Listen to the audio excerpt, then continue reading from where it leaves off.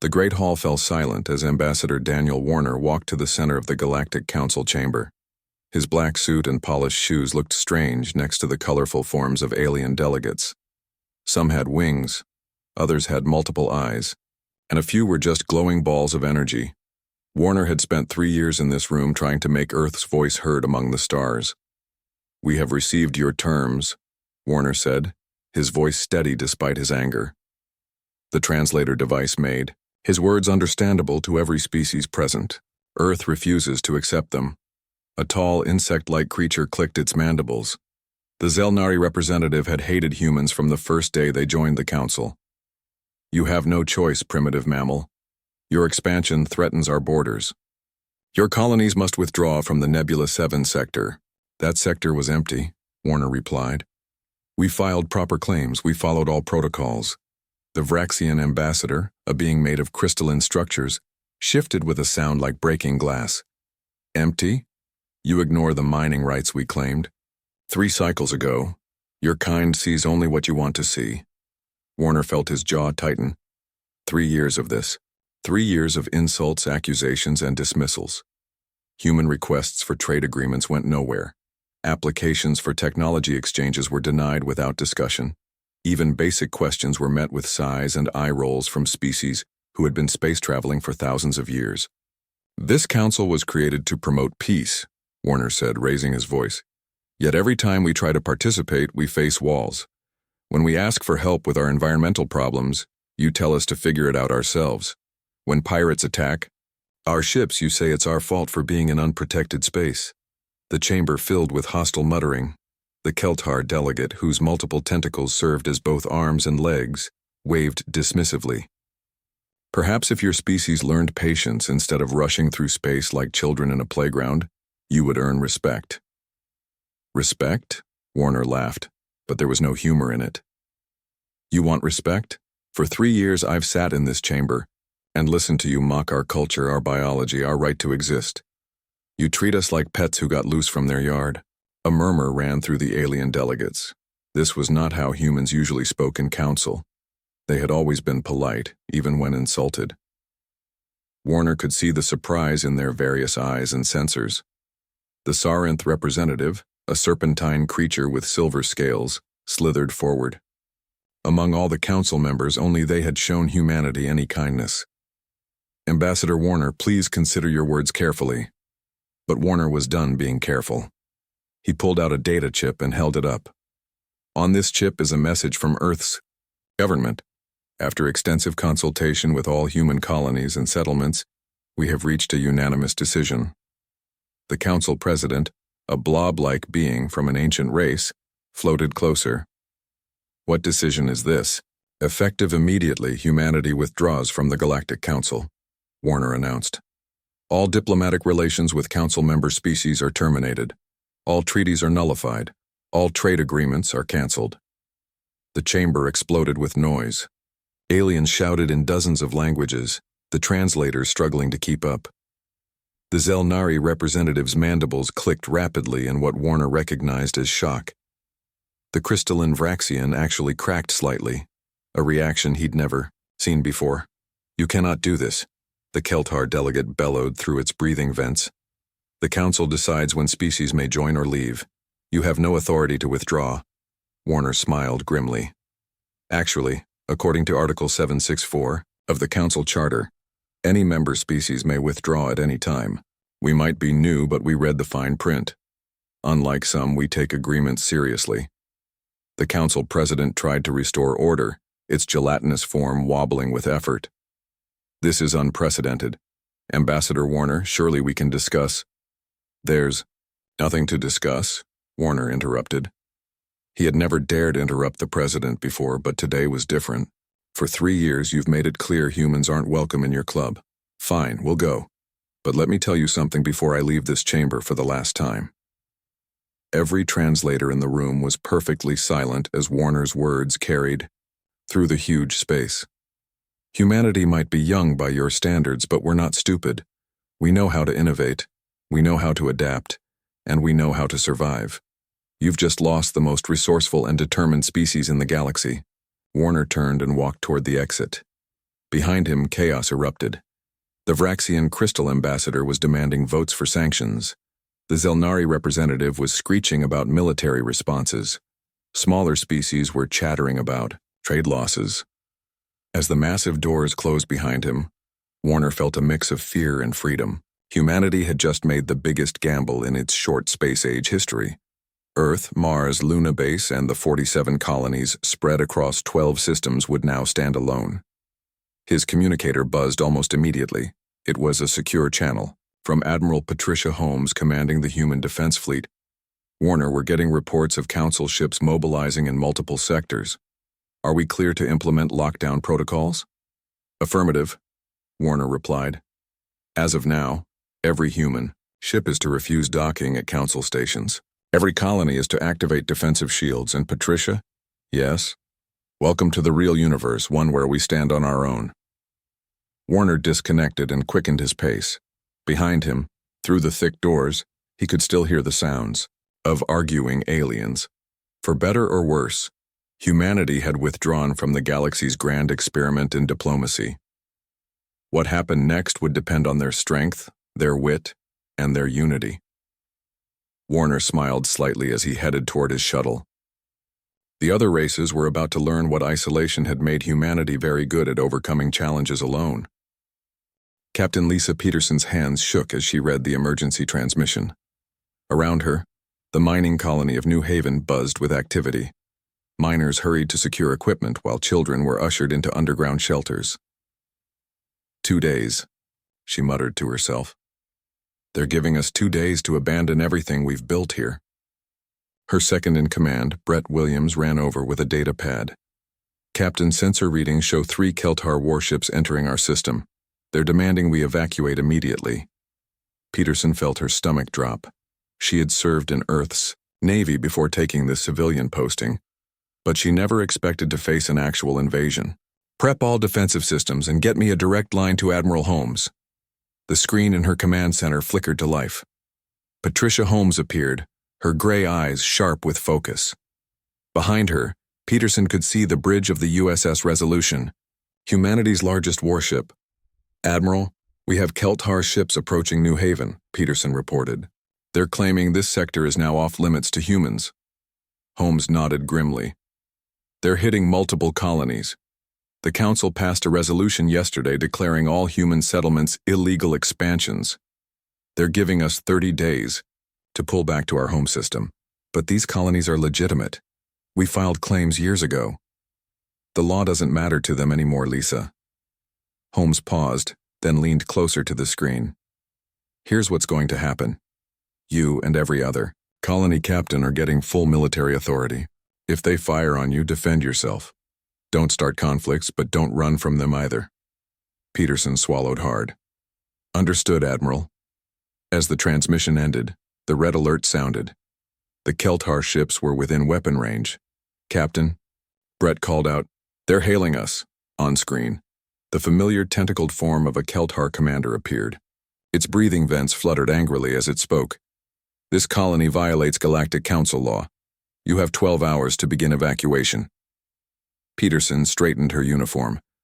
This colony was legally established under Council regulations. We refuse your illegal demand. The alien's multiple eyes bulged with rage. Then you choose war with your betters. The screen went dark. Seconds later, the first energy blast shook the colony's shields. Return fire, Peterson ordered. All hands to battle stations. The next hour was a blur of explosions and tactical maneuvers. The colony's defensive grid wasn't military grade, but the human settlers had modified it extensively.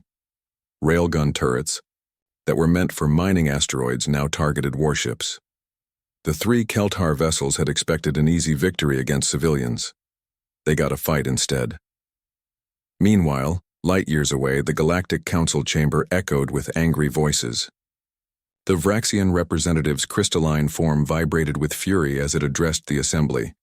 This human defiance cannot stand. They dare to resist legitimate authority. Species from across the galaxy raised their voices in agreement. The Zelnari ambassador clicked its mandibles in approval. The insectoid being had always despised the young human species. but not everyone agreed. From the back of the chamber, the Serpentine Sarinth representative slithered forward. With respect, the legal status of those colonies was never properly resolved. We rushed to sanctions before addressing legitimate grievances. Grievances, screeched the Zelnari. What grievances could primitives possibly have against the oldest civilizations in the galaxy? The Sarinth's silver scales rippled as it moved into the center of the chamber.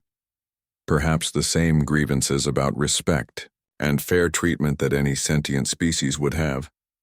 Have we forgotten our own paths to civilization? Before the argument could continue, emergency priority alerts flashed throughout the chamber. Economic data streams showed alarming trends. The Plixton Consortium's trade fleet was stranded at the border of human space, unable to deliver vital medical supplies to their worlds.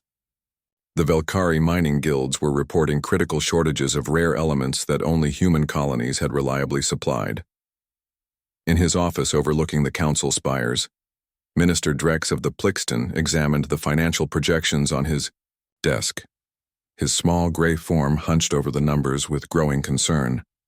The consortium had built its economy around human trade.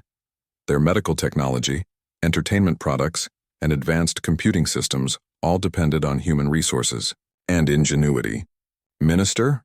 His aide squeaked through the door communicator. The transport captains are requesting permission to enter human space. Without those antimatter containers from the human refinery, our ships can't complete their routes. Drex tapped his desk anxiously. The council had declared human space off limits, but his people needed those supplies. He made a quick decision. Tell the captains to make their deliveries. We'll deal with council complaints later. Our people come first. Back at New Haven, the battle was turning. One Keltar ship had lost shields and was retreating. The other, two continued their assault but were struggling against the colonists' surprisingly effective defenses. Captain, Brett reported, the mining laser array is operational. Permission to use it? Peterson hesitated for only a moment. The mining laser was designed to cut through asteroids. On a warship, it would be devastating. Make it count, Brett. The massive industrial laser, normally used for extracting ore, pivoted on its mount. A beam of concentrated energy lanced across space, slicing cleanly through a Keltar ship's propulsion system. The vessel began spinning uncontrollably. Sir, the young communications officer called out, we're getting a surrender request from the remaining ships. Peterson allowed herself a small smile. Tell them to withdraw from our system. If they return with hostile intent, we won't show mercy next time. As the alien ships limped away, the reality of what had happened began to sink in. Humanity had won its first military engagement against the galactic powers. But everyone knew this was just the beginning. Across human space, similar scenes played out. Colonial governors armed freighters. Shipyard workers modified construction tools into weapons. Decades of being dismissed as primitive newcomers had taught humanity to be creative with limited resources. The second day after humanity's withdrawal saw 7 more skirmishes. 2 Vraxian scout ships were disabled. A Zelnari patrol was driven, off by converted mining drones. With each victory, the Council's confidence wavered. That evening, as Lisa Peterson surveyed the damage to her colony, she received another message from Admiral Holmes. Lisa, you and your people showed remarkable courage today, but this is just starting. Prepare for a long fight. Humanity stands alone now. We need to prove we can survive that way. Peterson looked out at her battered but still standing colony. Her settlers were already repairing damage and reinforcing defenses. Human determination had always been their greatest strength. Now it would be their salvation. Understood, Admiral. We'll be ready. 3 days into the crisis, Commercial Station Omega-12 hovered at the edge of neutral space. Brandon Wright, its human station manager, watched the docking bay carefully. The station served as an unofficial meeting point for traders of all species, and humanity's withdrawal had turned it into ground zero for galactic economic fallout. Sir, his assistant Jane spoke nervously. The Velkari mining ship has been waiting for permission to dock for 6 hours. They're carrying urgent medical shipments. Brandon rubbed his temples. Council law said he couldn't allow any human facility to service Council ships, but the medical supplies were for a planet suffering from a plague outbreak. Thousands could die. Tell them to dock on the far side, he decided. We'll call it an emergency exception. Within hours, his communications board lit up with angry messages from Council bureaucrats. More ships arrived, some bringing needed supplies to human colonies, others secretly buying human technology despite the sanctions. The station's neutrality was becoming a dangerous fiction. Across the galaxy, similar scenes played out at hundreds of trade posts. The galactic economy had grown too interconnected to sever completely. On the Council homeworld, emergency economic meetings ran late into the night. Minister Corval of the Zektar Banking Consortium paced in front of massive data displays. His people had invested heavily in human industrial projects. The numbers are catastrophic, he announced to the gathered ministers. If we cut all human, trade 17 member systems face immediate shortages. The galactic credit will lose 20% of its value within a month. The Zelnari economic advisor clicked his mandibles dismissively. Their primitive economy cannot threaten our ancient systems. Their primitive economy accounts for 40% of new medical patents, Corval shot back. 60% of advanced materials research. Their entertainment exports alone support 3 minor civilizations' cultural budgets. Similar arguments erupted in corporate boardrooms and trade guilds across Council space. Species that had mocked humanity now realized how much they depended on human innovation and trade. Meanwhile, in Earth's orbital command center, Admiral Patricia Holmes studied strategic displays with growing satisfaction. Human forces had won 7 of 9 engagements in the past week. Colonial defenses proved surprisingly effective, and human military adaptability was exceeding all expectations.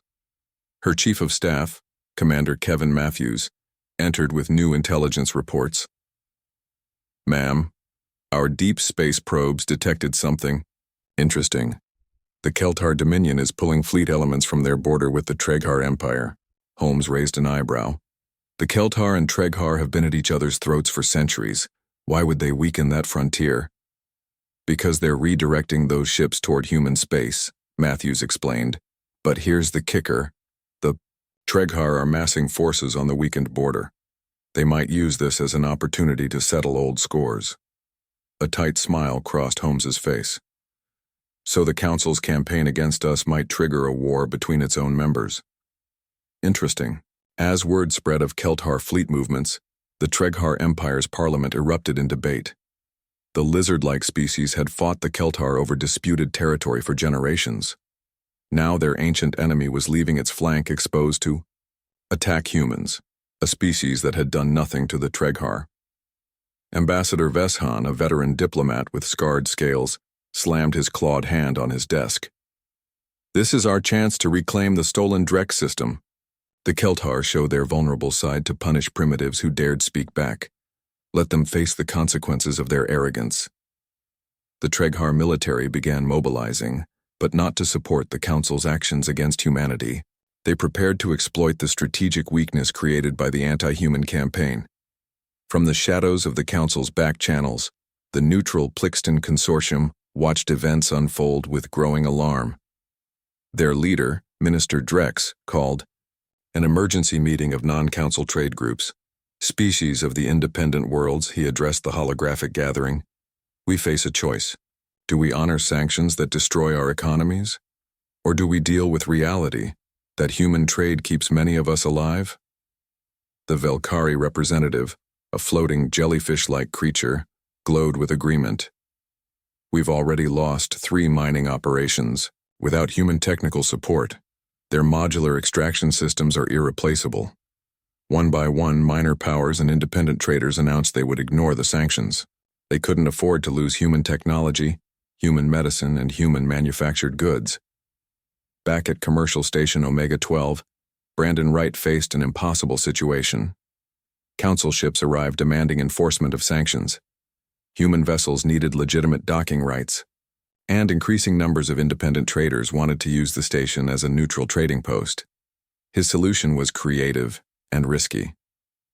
We're declaring this station temporarily independent for maintenance purposes. According to emergency protocols, were not subject to council jurisdiction during this period. It was a legal fiction so thin it barely held together. But it worked. The station became a crucial lifeline, connecting human colonies with species willing to defy the sanctions. Within the council itself, cracks appeared. The Sarinth Collective formally protested the sanctions. Their senator, a wise old serpent, named Thistlein, made a compelling speech to the assembly. We punish humanity for refusing our judgment, yet we refuse to judge ourselves. When did we become so arrogant? When did we forget that diversity of thought strengthens our unity? 5 smaller member species filed similar protests. The council, meant to be unshakable, was fracturing. Dr. Ryan Mitchell, humanity's lead weapons researcher, worked deep within a converted asteroid base. Human scientists scrambled to develop countermeasures against superior council technology. They didn't have ancient knowledge or massive fleets, but they had something the council had begun to underestimate: human creativity under pressure. We can't match their energy shields, Ryan explained to his team, but we can find their frequency harmonics and create disruptions. Their weapons are powerful but standardized. We can design armor that scatters their beams. Human engineers took equipment never meant for war and transformed it. Mining charges became torpedoes. Construction mechs became combat units. Communications relays turned into sensor networks that could detect council ships hours away. As the 10th day since withdrawal dawned, the situation had dramatically shifted. What council leaders expected to be quick submission had become a slow economic crisis and potential military disaster. Human colonies still stood.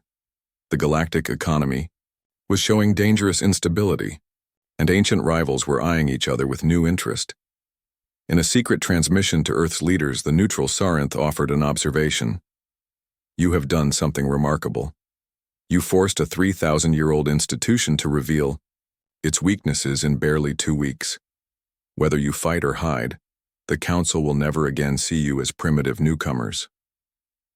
Humanity had not only withdrawn from galactic diplomacy, they had unintentionally exposed the whole system's fundamental flaws. The cosmic order that had seemed so permanent was beginning to unravel. 2 weeks after humanity's withdrawal, the Kelthar scout ship Devourer slipped silently through deep space. Its mission was simple: assess human defenses at the remote colony of Frontier Point. What the crew found destroyed their confidence forever. Commander Vector adjusted the ship's sensors as they approached the system. The colony appeared defenseless. No military ships, minimal power signatures. The perfect target for a quick strike to test human resolve. Bring us in closer, Vector ordered. Prepare for scanning sweeps. Within seconds, alarms screamed throughout the ship. The dark space around them lit up with hundreds of hidden weapon platforms, mining stations that weren't mining stations, asteroids that weren't asteroids. The entire approach corridor had been turned into a death trap. Evasive action, Vector shouted, but it was too late. Human weapons, improvised but deadly, peppered the Kelthar ship. Railguns designed for moving ore punched through shields.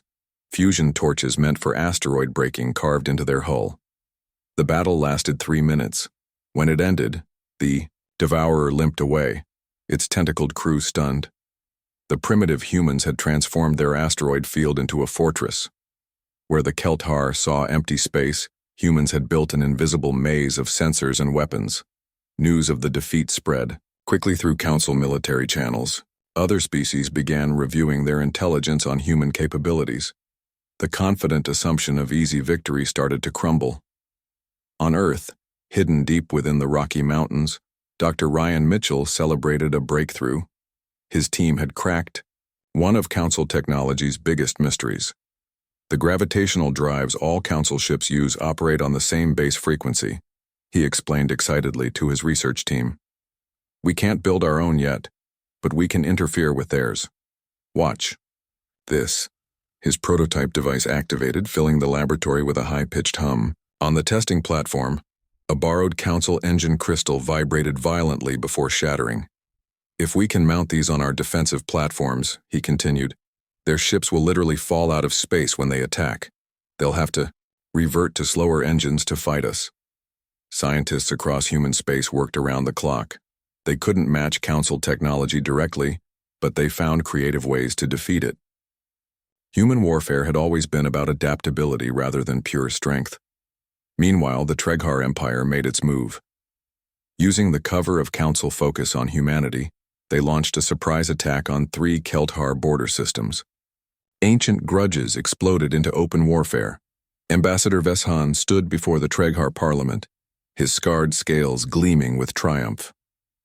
The Kelthar called us cowards for not joining their campaign against humanity.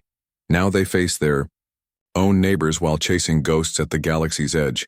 Let them learn the price of splitting their attention.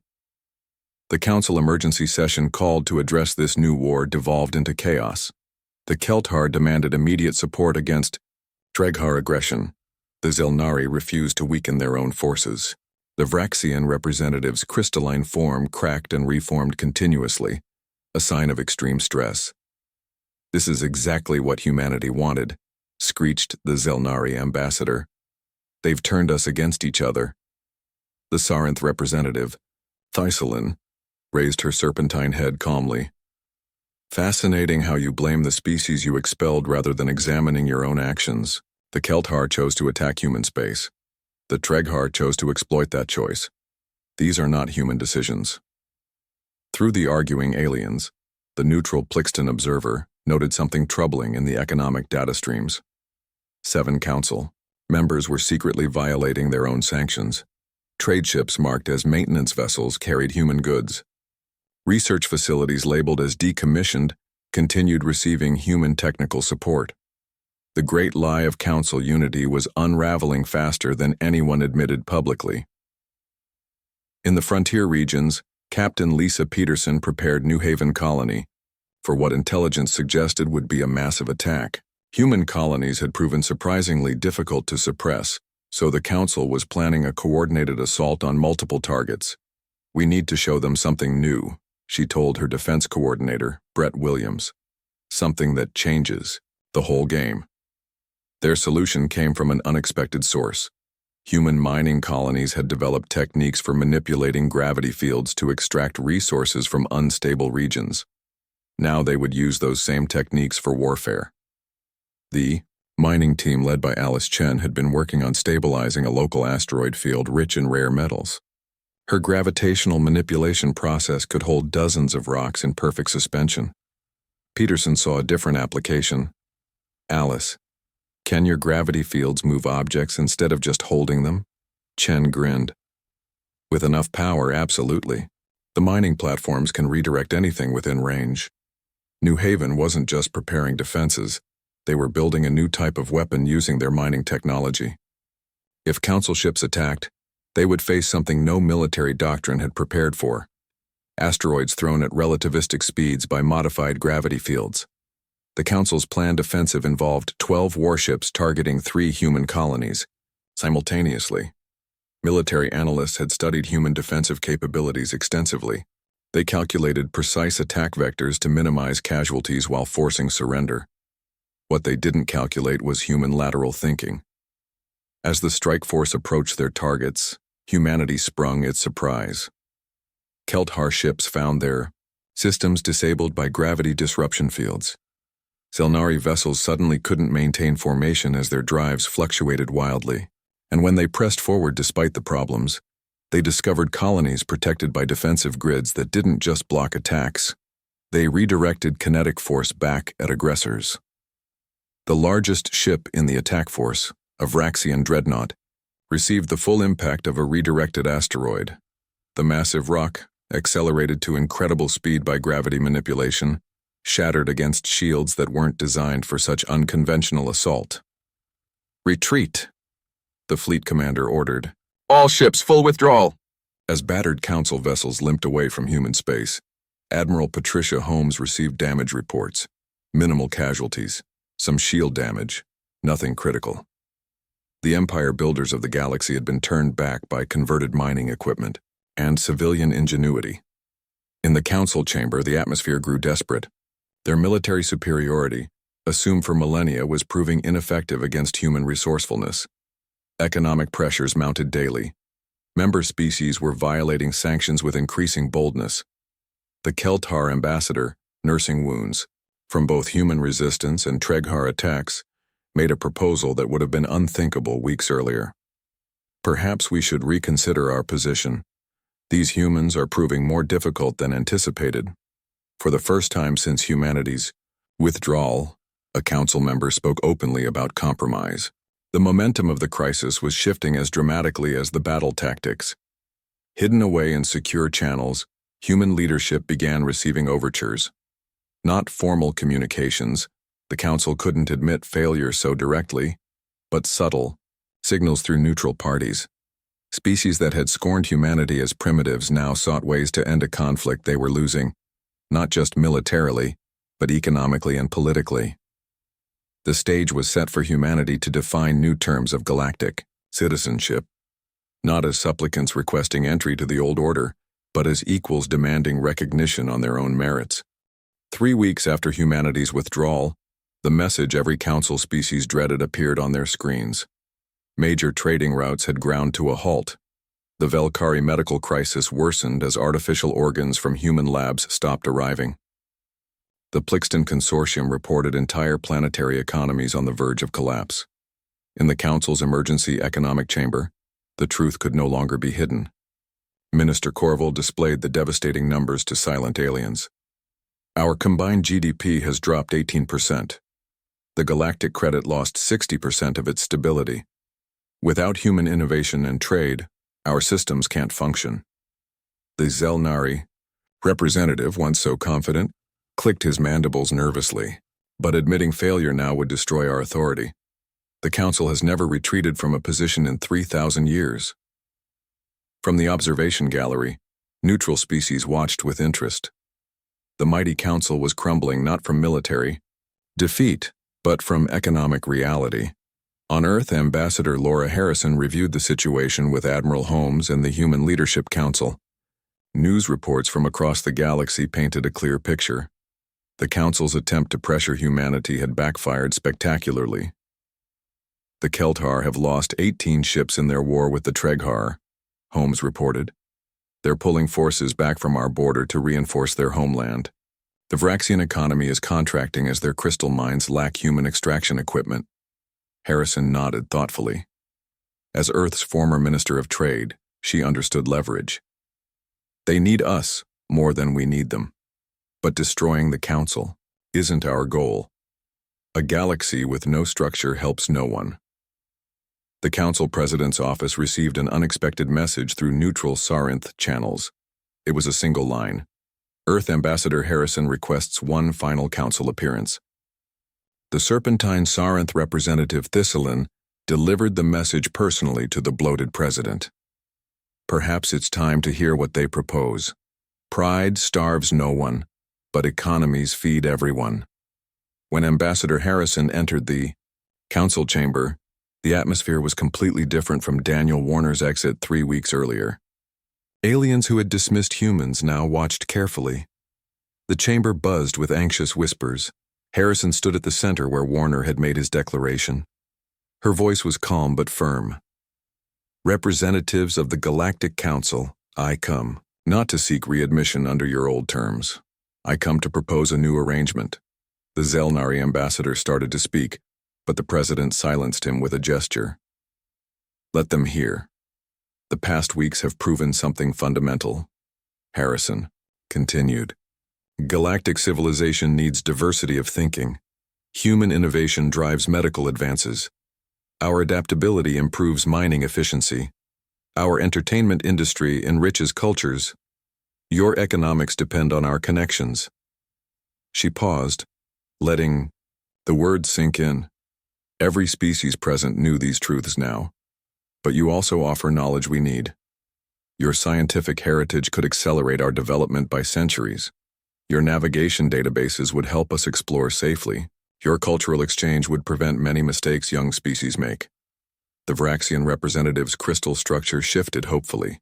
They had been the most damaged by loss of human mining technology. So here is our proposal, Harrison announced. Humanity will return to council participation on terms of complete equality.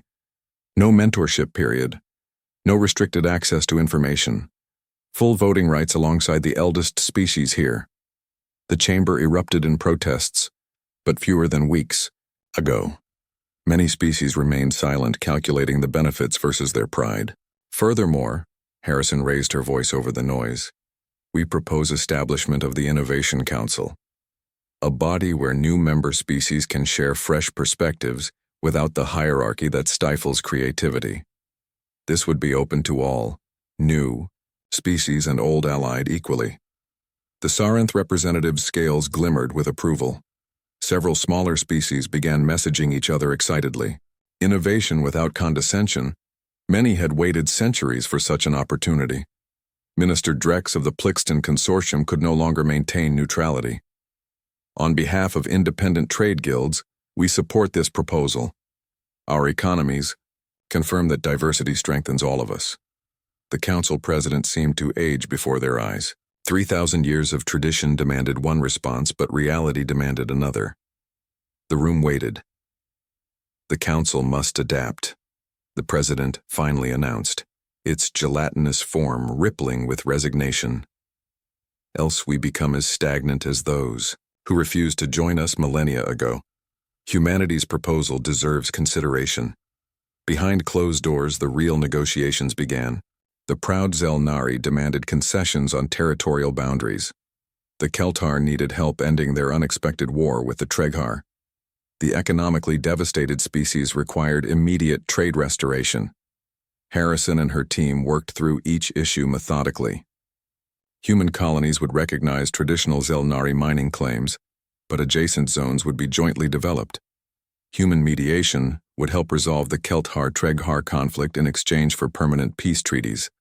Economic aid would flow immediately for hardest-hit systems. Within 48 hours, the framework emerged. When Harrison returned to the council chamber, she carried an agreement that changed galactic politics forever. The Galactic Council with Equality Reform, she announced. This document establishes humans as full members with voting rights. It creates the Innovation Council for creative problem-solving. It guarantees no species faces political sanctions for developing independent relationships with council members. The chamber voted. The ancient species who had scoffed at humans 3 weeks ago now voted yes to save their economies. The younger species welcomed the chance for innovation without judgment. Even the Zelnari, after securing their demands, grudgingly agreed. When the results displayed, 137 for 12 against 9 abstaining, humanity was welcomed back. Not as newcomers seeking acceptance, but as equals who had proven their worth. Admiral Holmes observed from her flagship as council military vessels stood down across human space. Her crews celebrated their victories, but she knew the real triumph was avoiding unnecessary war. Captain Peterson on New Haven Colony watched Keltar ships withdraw peacefully. Her people had survived, and their innovations would now be shared throughout the galaxy. Dr. Mitchell's team at the Research Center received immediate access to Council scientific databases. Human creativity would combine with alien knowledge to push boundaries neither achieved alone. In the following months, the Innovation Council became the most active body in galactic politics. Human mining techniques improved yields across dozens of worlds. New entertainment forms blended human storytelling with alien aesthetics. Medical breakthroughs came from combining human adaptability with ancient alien wisdom. The Galactic Council itself evolved. Hierarchies softened as species learned to value fresh thinking. The 3,000-year-old system, shaken by humanity's brief withdrawal, emerged stronger and more dynamic. Humanity's gambit had worked perfectly. By withdrawing completely, they had forced recognition of their essential value. The galaxy learned that dismissing the new could destroy the old, and humans learned they belonged among the stars not as lucky visitors, but as vital contributors to galactic civilization. The long-promised Age of Equals had finally begun.